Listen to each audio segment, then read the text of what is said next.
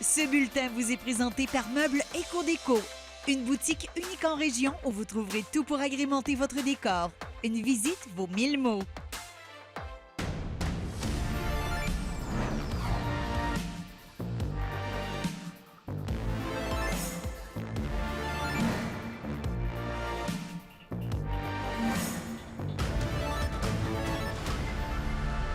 Bon début de week-end, voici vos infos régionales. D'abord, il y a certains citoyens qui doivent retrousser leurs manches pour trouver un logement. C'est encore moins évident lorsqu'on a un chien ou un chat, par exemple. C'est pourquoi il y a Québec solidaire qui veut déposer un projet de loi pour que les animaux de compagnie soient acceptés dans tous les logements du Québec. Une situation qui fait réagir, comme l'a constaté Mélissa Aubert. Québec solidaire s'engage à déposer un projet de loi pour autoriser les animaux de compagnie dans les logements à travers la province. Le parti veut diminuer les abandons des animaux des compagnies lors des renouvellements des baux. Il y a beaucoup de gens qui vont devoir, pour différentes raisons, déménager et pour la plupart d'entre eux, s'ils possèdent des animaux de compagnie, ils vont être confrontés à un choix crucial, c'est-à-dire soit obtenir un logement ou abandonner leur animal de compagnie. D'ailleurs, dans la région, le refus des animaux par les propriétaires de logements est la raison principale des abandons. Selon la propriétaire du refuge La Bonne Étoile, elle pense que des compromis peuvent être trouvés entre les propriétaires et les locataires. Ce qui est du dégrippage, c'est certain que ce n'est pas quelque chose qu'on prône et que ça va être interdit de toute façon là, dans la prochaine année. Mais la stérilisation évite justement là, le marquage de territoire et les mauvaises odeurs. Sinon, pour ce qui est des chats en général, là, ce qu'ils vont détruire, c'est surtout les meubles du propriétaire, du locataire en soi. Là. Ça ne sera pas le logement en tant que tel. La Rouyn-Norandienne Valérie Grandbois est actuellement à la recherche d'un logement, mais face aux annonces qui refusent des animaux, elle craint que sa quête ait quelques embûches. Bien, je vois beaucoup des sans-animaux. Moi, j'ai un chat opéré qui ne fait pas de dégâts, fait que ça m'a j'ai peur de ne pas trouver parce que moi, je ne veux pas non plus laisser mon chat. S'il aurait pris mes références, il saurait que moi, je suis super bonne avec mon chat puis que j'en prends soin, que ça ne sent pas la litière. Dans le fond, on paye un peu pour ceux qui s'en occupent moins, fait que c'est dommage. Malgré tout, le projet de loi de Québec solidaire divise. Le Front d'action populaire en réaménagement urbain pense que le refus des animaux ajoute une discrimination envers les locataires.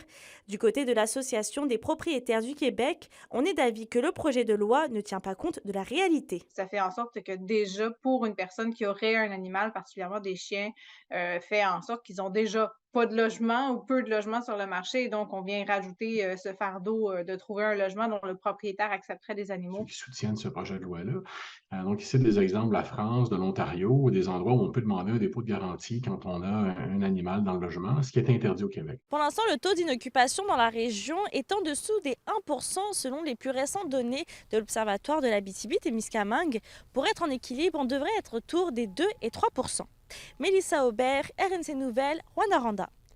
Sur la scène municipale, le maire de Lacorne, Michel Lévesque, a démissionné de son poste presque 2 ans après son élection. Avec l'achat de nouveaux ordinateurs à la mairie, il a expliqué se sentir dépassé par les nouvelles technologies. Il affirme que même si des formations lui étaient offertes, la situation devenait trop stressante pour lui permettre de continuer son mandat. Il pense que son prédécesseur de 2013 à 2021, Éric Comeau, pourrait se représenter. On rappelle que Michel Lévesque a été élu sans opposition en novembre 2021. 2 cousines de Sainte-Terre vont participer à la 22e édition du Trophée Rose des Sables. C'est un rallye féminin qui se déroule en plein désert, un projet que Chanie et Mégane Bérubé avaient en tête depuis déjà une dizaine d'années. Yoann Carrière les a rencontrés.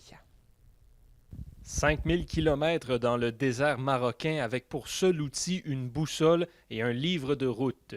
C'est le nouveau défi que Chanie et Mégane Bérubé vont tenter de relever en octobre prochain lorsqu'elles vont participer à la 22e édition du Trophée Rose des Sables. Depuis qu'on est jeune, on voulait participer à ça parce qu'on voyait ça à la télé, puis on a tout le temps été des filles de défis. On faisait des survies en forêt, partir en 4 roues à l'aventure, juste les deux. Fait que là, ça me prenait un plus gros défi. Les 2 cousines de Sainte-Terre avaient l'idée de participer à ce rallye depuis une dizaine d'années.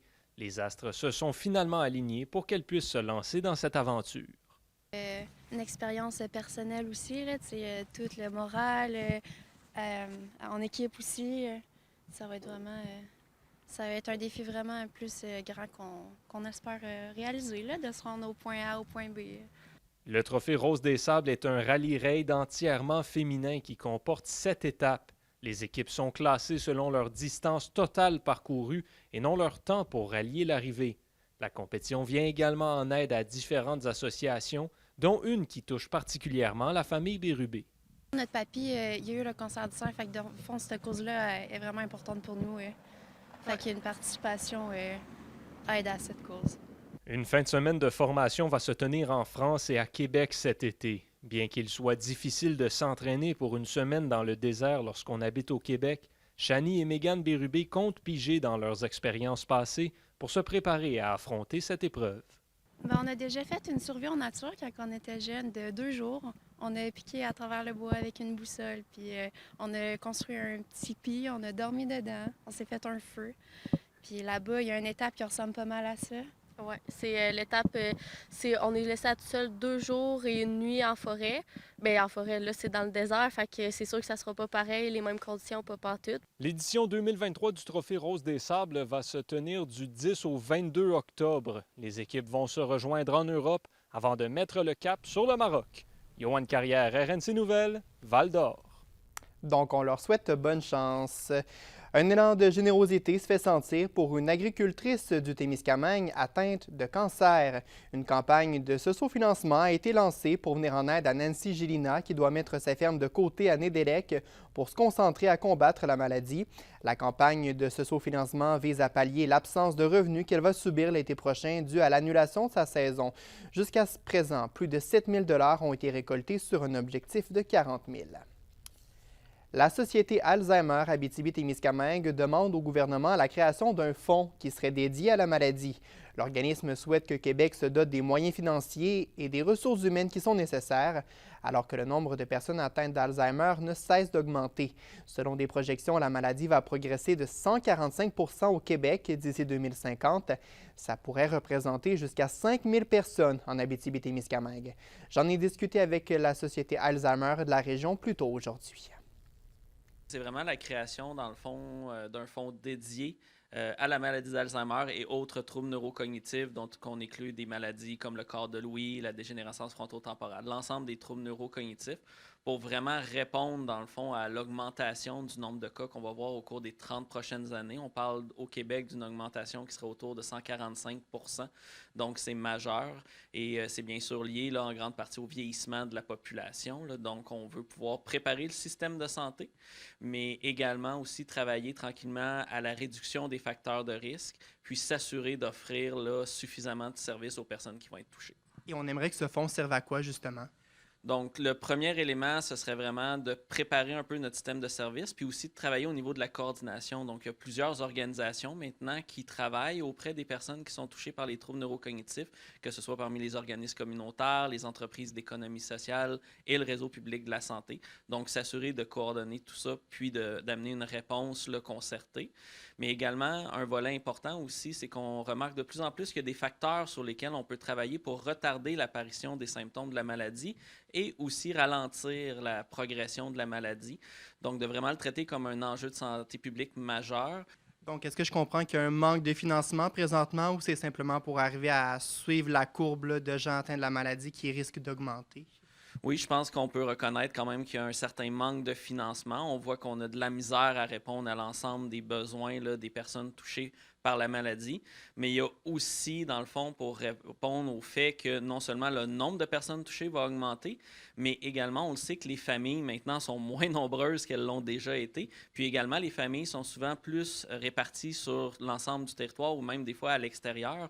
Donc, on aura plus facilement accès à des personnes proches aidantes qui vont pouvoir soutenir aussi intensément, dans le fond, la personne là, qui a la maladie. Donc, il faut s'assurer qu'on puisse mettre dans le fond, un filet de service autour de ces personnes-là pour bien les soutenir, puis qu'ils puissent rester justement à domicile le plus longtemps possible. Le Parti québécois réclame la décentralisation des tests de laboratoire en Abitibi-Témiscamingue. Depuis la mise en place d'Optilab, un projet de réorganisation, il y a plusieurs analyses en laboratoire qui sont réalisées à Montréal plutôt qu'ici. Et selon le PQ, cette façon de faire allonge les délais avant un diagnostic, en plus de prolonger les séjours à l'urgence et l'hospitalisation de certains patients. La réforme Optilab diminue drastiquement la capacité des centres hospitaliers de la région.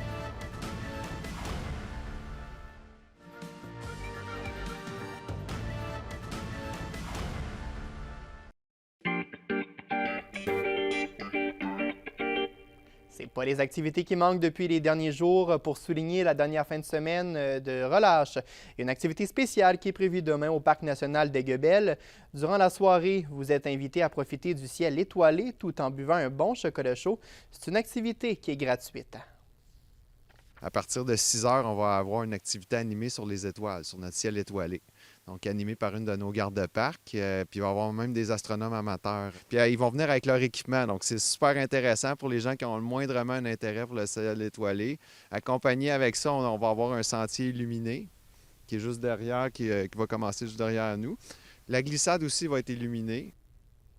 La folie de la relâche scolaire s'est emparée des montagnes de ski au centre plein air du mont Kanasuta de Rouyn-Noranda et au mont vidéo de Barrault. On dresse un bilan positif au niveau de l'achalandage. Des centaines de skieurs ont dévalé les pentes, comme l'a constaté Anthony Dallaire. Avec la température comme ça, j'imagine qu'on est content d'être venu skier aujourd'hui. Très agréablement content. Attends mon garçon, puis on décolle. Absolument, le soleil est parfait, pas trop de vent. Belle température. Puis même s'il faisait froid ce matin, il n'y a pas de vent, c'était merveilleux. Je travaille pas aujourd'hui, donc j'en profite. Qui dit semaine de relâche dit aussi bon temps pour sortir dévaler les pistes enneigées de la région. Qu'ils soient de l'Abitibi, du Témiscamingue ou encore de l'Ontario, les skieurs sont au rendez-vous au grand plaisir des directions des centres de plein air. Très, très positif cette semaine. La mère nature est avec nous à 100 000 à l'heure. Les gens aussi... les gens ont le goût de jouer dehors. Puis on a, comme je vous dis, on a une très bonne année aussi. Là. Les gens sont vraiment au rendez-vous. On est avec un gros soleil aussi, là, fait que ça nous aide vraiment beaucoup. La température est douce. Il annonce encore plus doux en fin de semaine, fait que ça va être le fun. Juste pour la journée de mercredi au mont Kanasuta, c'est entre 500 et 600 personnes qui ont profité des pentes de ski. Du côté du mont vidéo, on ne veut pas s'avancer sur des chiffres précis au niveau de l'achalandage. Malgré tout, on nous rappelle l'importance d'un tel congé. La semaine de relâche, c'est important. C'est un peu moins long que Noël. Noël est très important dans nos chiffres. Et la semaine de relâche nous aide beaucoup. Puis tout le mois de mars, là, où est-ce qu'on a des belles températures, les clients viennent beaucoup quand il fait pas trop froid. Là. Bien que content de l'achalandage, on nous avoue toutefois que le manque de main-d'œuvre amène toujours son lot de défis. Bien, juste pour vous donner une idée, aujourd'hui, il nous manque 2 employés.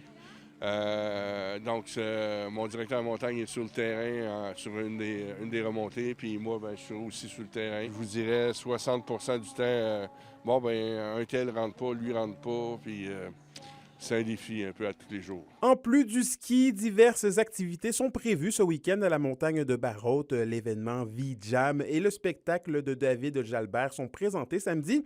À Rouyn-Noranda, si les conditions le permettent, l'organisation est confiante de pouvoir garder le centre ouvert au moins jusqu'au week-end de Pâques. Anthony Dallaire pour RNC Nouvelles. Les Huskies ont remporté le duel de la 117 hier soir à Rouyn-Noranda. Les 4 buts en deuxième période ont permis à la troupe de Brad Yetman de l'emporter 5-3. Les Huskies ont également dominé au chapitre des tirs au but avec 39 lancés lors des 2 premières périodes contre seulement 9 pour les Foreurs. Le Vert-et-Or aura l'occasion de se reprendre dimanche dans un autre duel de la 117 à Rouyn-Noranda. Météo, on a vraiment l'impression d'être au printemps cette semaine et la bonne nouvelle, ça va se poursuivre. On regarde ça en détail ce soir. Les nuages vont s'amener sur la région, minimum de moins 11 pour l'Abitibi et de moins 9 pour le Témiscamingue. Un refroidissement éolien est prévu de moins 16 plus au nord et de moins 14 plus au sud au courant de la nuit. Demain pour l'Abitibi, ce sera nuageux le matin, mais on pourrait apercevoir le soleil au cours de la journée. Au Témiscamingue, c'est de la neige intermittente qui est prévue en avant-midi, après quoi ça devrait cesser. Le thermomètre va indiquer 1 degré pour l'ensemble de la région. Et un aperçu pour dimanche, alternance de soleil et de nuages, maximum plus 3 pour l'Abitibi et plus 2 pour le Témiscamingue. Alors voilà comment on a vu ce vendredi 3 mars, ça complète cette semaine d'informations régionales. Je vous retrouve lundi. Excellent week-end!